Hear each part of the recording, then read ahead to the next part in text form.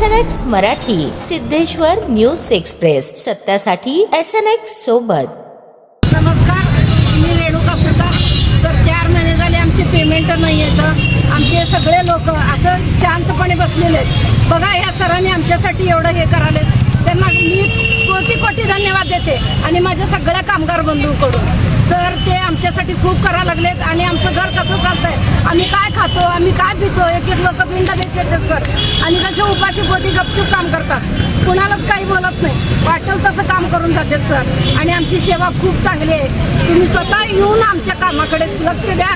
आणि आमच्या पोटाकडे आम्ही काय खातो, भाड्याची घरं आम्हाला भांडे बाहेर पडले ते का बाईच्या घरात. परिस्थिती अशी आहे की भाडे दिली नाही, तू जाती कामावर, तुझं भांडे सगळे रस्त्यावर तिचे पडलेले आहेत. तिने घर कुठं राहावं, तिने कुठपट राहावं, कसली परिस्थिती आलेली आहे. खूप वाईट परिस्थिती आहे. एकेकांची परिस्थिती, मला सगळ्यांची परिस्थिती माहिती आहे, पण सगळ्यांची मी कसं मांडू. मी फक्त सगळ्यांसाठी पदरपासून भीक मागू शकते. तुम्ही जे आहे ते आमचं पगार द्या, एवढंच मी मागतो. मला दुसरं काय